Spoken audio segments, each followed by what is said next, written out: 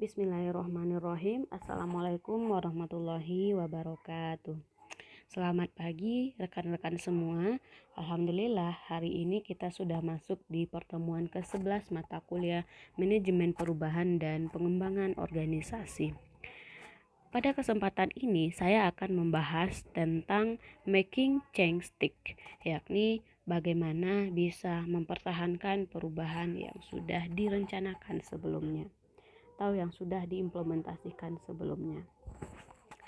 Nah, jika kita lihat pada bagian yang di slide, maka posisi pembelajaran kita berada pada posisi akhir dalam proses perubahan, yakni sustain change.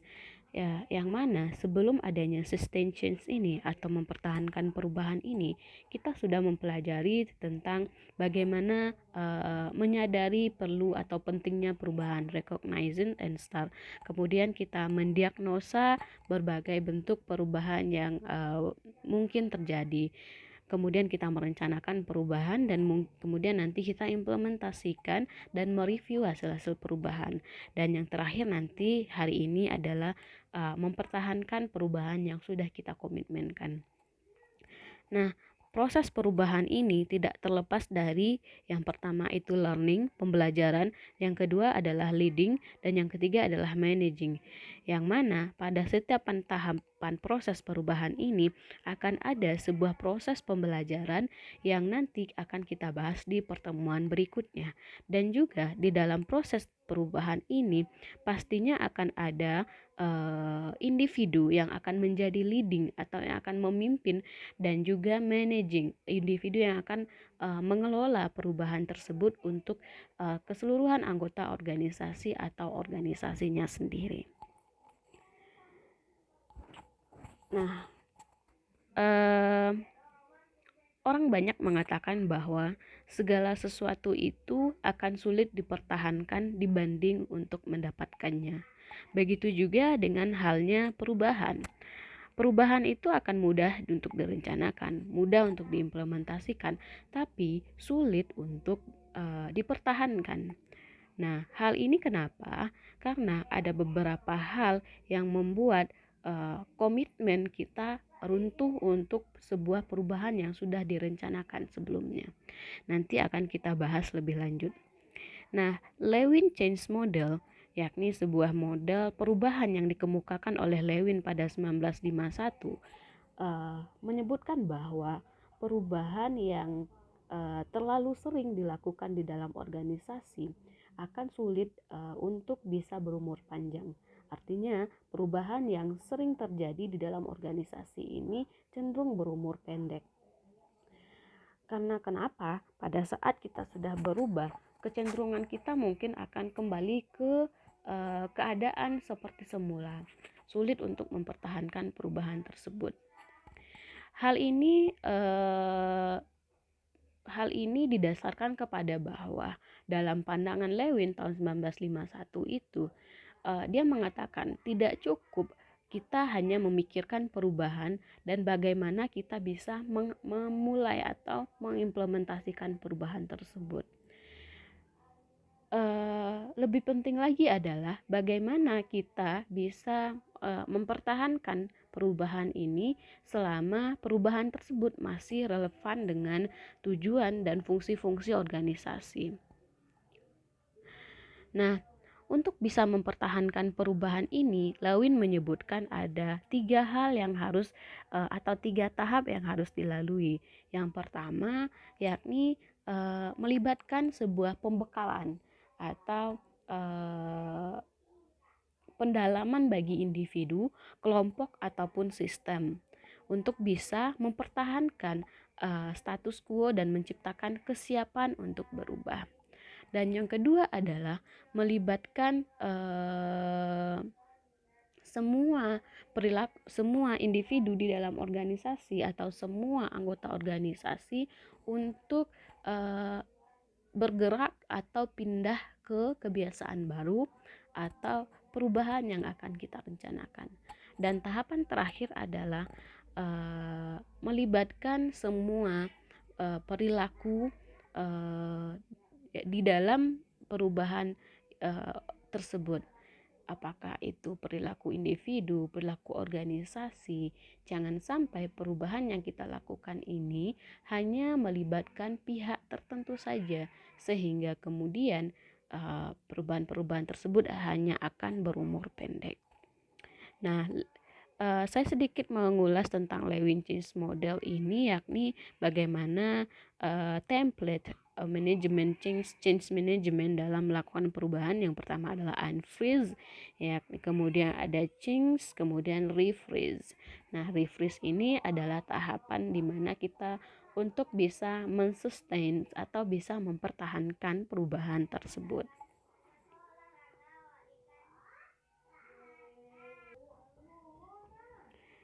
Nah, dalam Lewin Change Model juga, dalam setiap tahapan itu akan ada sebuah perilaku atau tindakan atau sikap yang bisa mendukung proses-proses tersebut.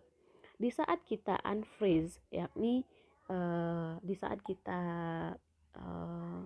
ingin membuat sebuah perubahan, maka di sana kita harus mendetermine what needs to change. Artinya apa? Kita harus menentukan kenapa sih kita berubah, atau apakah memang kita butuh untuk berubah. Kemudian yang kedua adalah perlu adanya strong leadership support, yakni dukungan dari kepemimpinan yang kuat untuk bisa melakukan atau menyadari perubahan tersebut. Kemudian yang ketiga adalah kita menciptakan kebutuhan untuk berubah. Misalnya saya ingin berubah menjadi karyawan yang rajin. Kenapa itu dibutuhkan? Karena organisasi membutuhkan individu atau karyawan-karyawan yang bekerja dengan tekun dan rajin. Itu adalah kita mendiagnosa kebutuhan perubahan tersebut.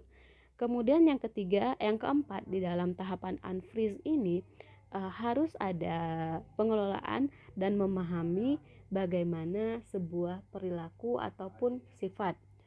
Kemudian tahapan yang ketiga, pada tahapan berubah atau change, kita perlu mengkomunikasikan, perlu adanya komunikasi yang sering di sana atau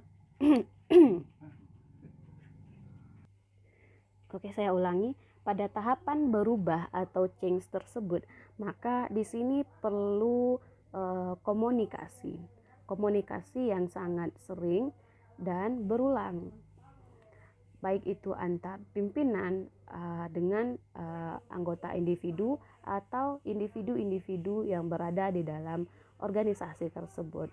Kalau misalkan kita miss dalam komunikasi ini, maka individu akan bingung atau organisasi akan cenderung tidak memiliki arah bagaimana sih sebenarnya perubahan yang akan kita lakukan. Kemudian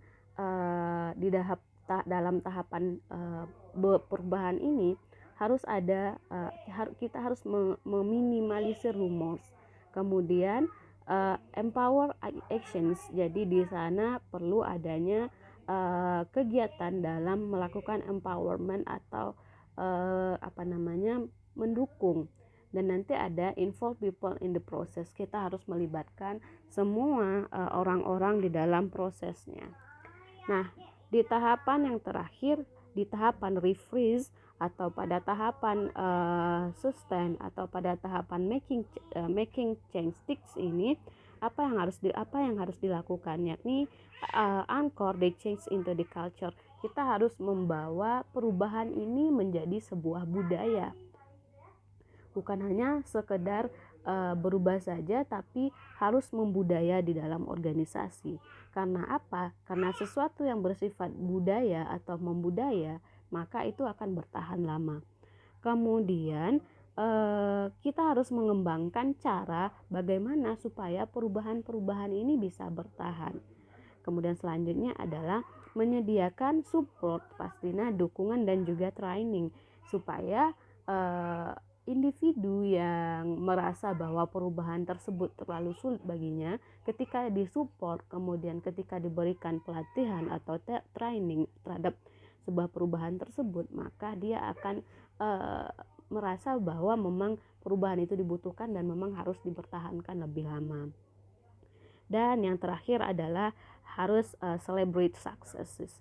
Artinya apa? Yakni setiap perubahan yang dilakukan kemudian akan membantu organisasi menghasilkan revenue ataupun keuntungan, maka itu harus perlu dirayakan. Karena apa? Reward, perayaan itu menandakan bahwa kita berhasil dalam suatu tahapan, dan ini juga akan membentuk rasa kekeluargaan, rasa memiliki terhadap organisasi, sehingga nanti di kemudian atau di perjalanan berikutnya kita akan merasa nyaman dengan perubahan yang kita lakukan, dan kemudian ini akan menjadi sebuah kebiasaan baru di dalam organisasi nantinya.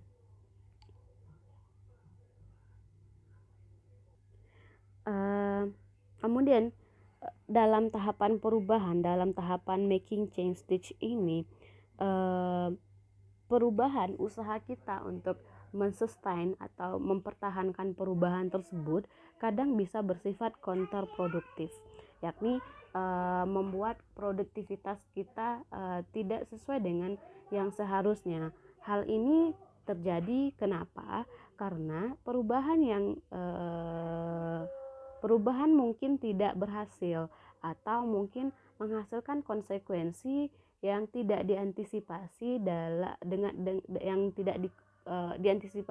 yang tidak konsisten dengan rencana perubahan, sehingga Buchman dan Finkwright tahun 2017 berpendapat bahwa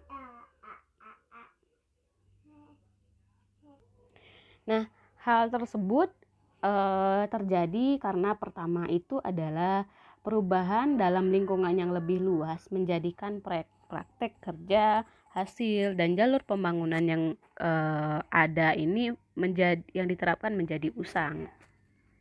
Nah, artinya apa? Ketika kita menerapkan sebuah perubahan, ternyata perubahan-perubahan yang sesuatu hal yang sudah kita lakukan sebelumnya, sebelum adanya perubahan, itu seakan menjadi usang. Jadi sehingga padahal sebenarnya itu bukan usang, tapi karena kita sudah berubah dengan kebiasaan baru, maka kita menganggap bahwa hal tersebut menjadi usang dan menjadi tidak produktif lagi. Kemudian yang kedua adalah saat kita mempertahankan praktik baru atau perubahan-perubahan baru yang sudah dilaksanakan, cenderung menghambat perkembangan yang lebih lanjut dan lebih signifikan. Karena apa? Karena kita perlu beradaptasi dengan perubahan yang sudah kita lakukan, sehingga agak terkesan lambat dibandingkan dengan sebelum kita berubah, kita sudah biasa dengan hal tersebut. Sementara untuk hal yang baru ini kita masih meraba-raba, tapi proses pembelajaran yang cepat itu akan mendukung terjadinya produktivitas lagi dari sebuah perubahan yang kita lakukan. Maka di situ penting learning bagaimana sehingga kita bisa menangkap lebih cepat yang akhirnya perubahan yang kita lakukan ini akan membawa hal-hal yang positif dan berdampak bagi organisasi kita.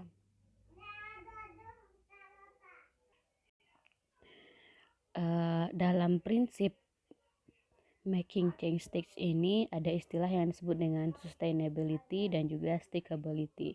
Sustainability yang disebut dengan istilah keberlanjutan, yakni didefinisikan sebagai dengan beragam form atau bentuk. Nah, beberapa fokus pada penanganan proses baru, sedangkan yang lainnya memusatkan perhatian pada peningkatan kinerja independen dari metode yang digunakan.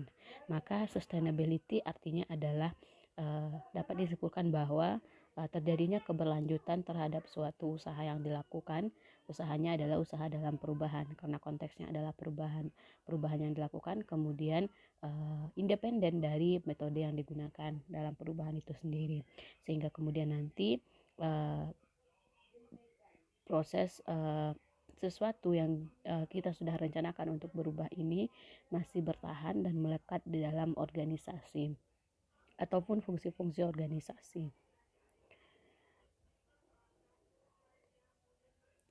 Yang kedua istilahnya disebut dengan stickability. Stickability atau daya lekat atau kelekatan ini dipengaruhi penting juga dalam proses making change stage, karena kalau tidak ada kelekatan terhadap perubahan yang sudah dilakukan, ya otomatis apapun yang sudah kita komitmenkan di awal hanya akan bertahan sebentar saja, seperti yang dikemukakan oleh Lewin tadi. Nah, stickability atau daya lekat ini dipengaruhi oleh dua hal. Yang pertama itu adalah cara keseluruhan proses perubahan dikelola dengan sejak awal. Kalau misalkan perubahannya dikelola dengan baik sejak awal, kemudian ada strategi top down kemudian up down untuk lebih menumbuhkan kepatuhan dari bawahan, kemudian dapat menguap kan mempertahankan perubahan yang berkurang. Artinya apa? Harus ada strategi push atau dari top ke down untuk bisa membuat individu yang berada dalam organisasi tersebut patuh dengan apa yang sudah dikomitmenkannya. Kemudian yang kedua adalah bagaimana manajer perubahan bertindak untuk mempertahankan perubahan setelah tujuan awal telah dicapai. Yakni artinya apa? Yakni adalah cara yang dilakukan oleh manajer atau seorang yang meliding perubahan itu untuk bisa mempertahankan perubahan setelah tujuan-tujuan tersebut tercapai.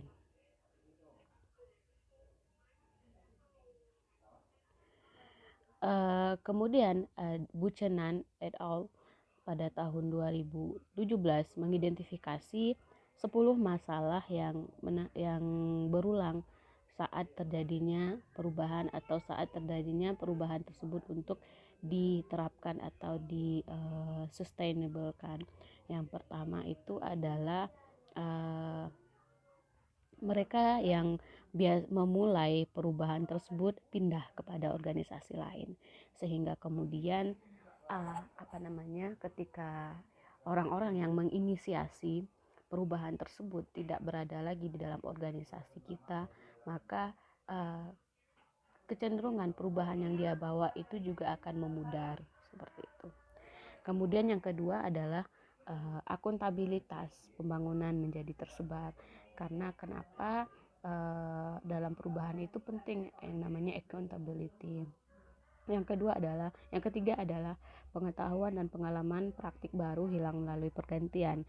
Jika nanti ada perubahan, apakah itu leadingnya berubah atau individu-individu berada dalam organisasi itu berubah, maka pengetahuan tersebut terbawa oleh orang tersebut, melekat, sehingga kemudian pengetahuan itu tidak tidak terinternalisasi di dalam organisasi, sehingga mengikut dengan orang yang sudah membawa pengetahuan tersebut. Ketika pengetahuan itu hilang, otomatis organisasi tidak bisa berjalan atau melaksanakan perubahan sesuai dengan pengetahuan yang sudah diberikan oleh orang-orang tertentu. Maka sebenarnya di sini penting untuk bisa membuat pengetahuan tersebut bisa tertransfer sepenuhnya, dan pengetahuan tersebut bisa didifusi atau diikat oleh anggota-anggota organisasi lainnya. Kemudian yang keempat, all habits are imported with recruited from less dynamic organizations, yang artinya adalah masalah dan tekanan yang memicu inisiatif perubahan tidak lagi terlihat. Artinya apa?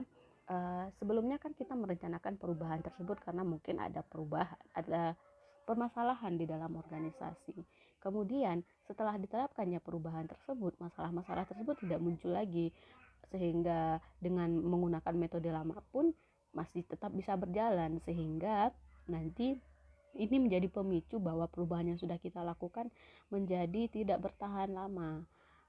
Karena ya masalahnya kan ya mikirnya gini, ya masalahnya kan sudah nggak ada toh, dengan menggunakan metode lama pun kita masih bisa. Nah, seperti itu mungkin. Kemudian yang kelima itu adalah the issues.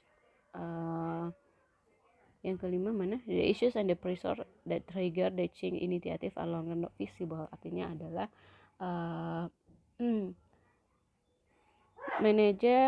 yang nomor 6, manager want to drive their own agenda. Artinya apa? manajer baru ingin menjalankan agenda mereka sendiri, sehingga perubahan-perubahan yang sudah kita usahakan ketika manajernya ganti dan tidak melekat lagi, maka manajer ingin menerapkan hal yang lain, perubahan-perubahan yang lain seperti itu.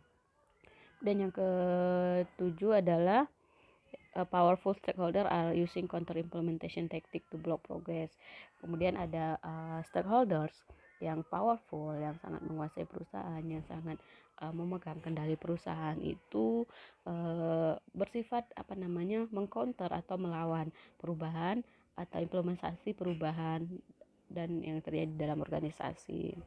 Kemudian yang kedelapan itu dana priming ya. Dana priming itu adalah dana yang digunakan untuk dilakukan perubahan. Pump priming fund, dana yang diambil untuk melakukan perubahan, dana tersebut habis. Jadi ya bagaimana kita bisa terus mempertahankan perubahan sementara kita tidak disupport oleh dana. Kemudian yang ke-9 adalah staff di semua yang ke-9 adalah order priority come to stream, diverting attention and resource. Kemudian yang ke-10 adalah staff are level for initiative fatigue, the houses for change falter, yakni terjadinya kelelahan dan kehilangan antusias untuk melakukan perubahan-perubahan yang sudah dikomitmenkan. Maka ke-10 isu ini harus ditangani, harus dicarikan solusinya masalahnya. Gimana supaya tidak terjadi pump priming fund run out, kemudian bagaimana supaya tidak ilmu atau knowledge atau experience itu tidak terbawa ketika orang-orang berpindah, sehingga kemudian bagaimana knowledge dan keahlian itu melekat di dalam organisasi seperti itu. Nah, sekarang masuk ke dalam diskusi kelompok.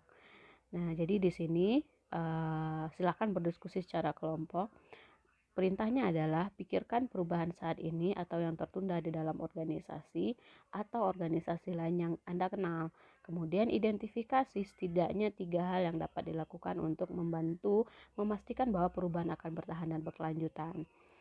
Nah, contohnya kita ingin merubah suasana kelas menjadi lebih aktif.